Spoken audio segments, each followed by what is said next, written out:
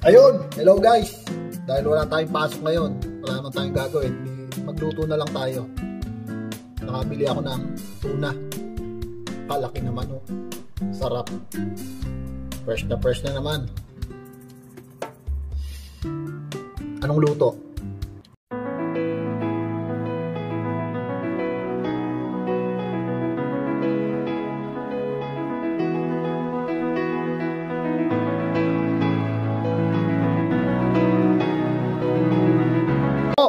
Nakapag-prepare na tayo.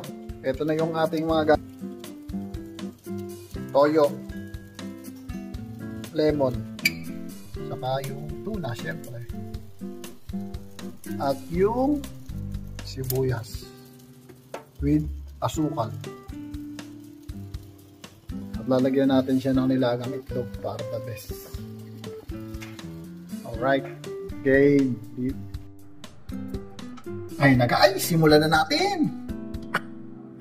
Prito muna natin yung tuna.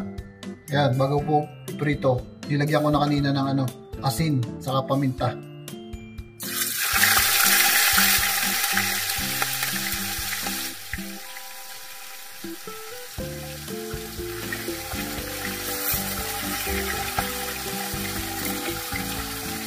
Medyo malaki po yung kawali natin. Kaya kasi dalawa muna.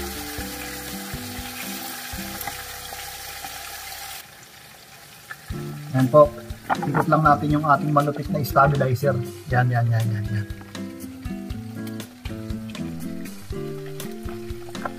natin yung lemon.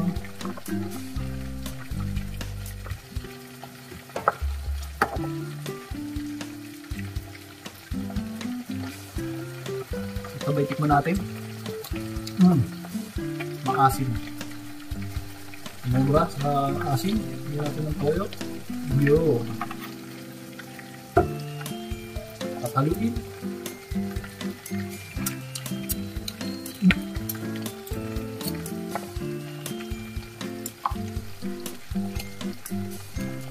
Ayan guys, tingnan nyo yung asukal dito. Pinong-pino.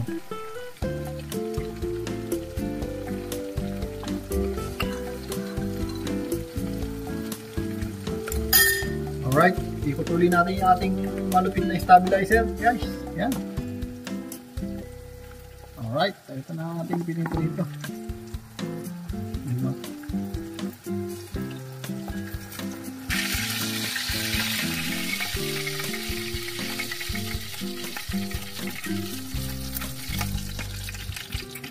Ito na.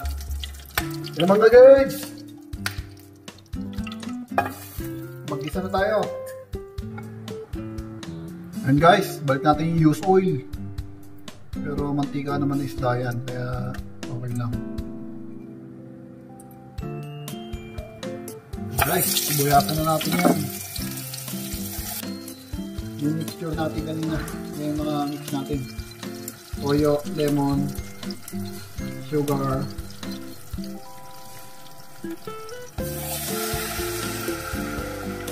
Yun. Lalagyan natin yan ng konting tubig.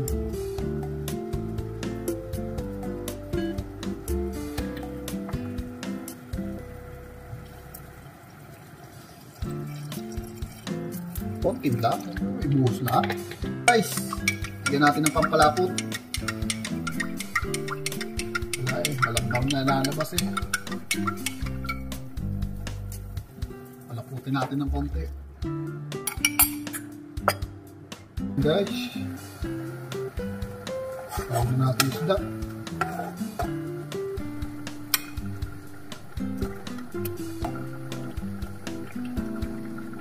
At pagkayari, ibabaw na natin ang sibuyas na natira kanina.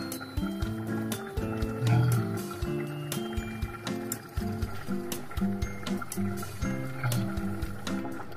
Okay na yan guys, lagyan na lang natin yung itlog. Itlog. Ayun guys, ayos na. Oh. Ayan na ang ating project ngayon.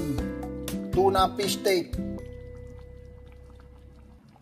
Kung di mo nagustuhan, wala na akong magagawa sa iyo. Sige. Alright. Bye-bye.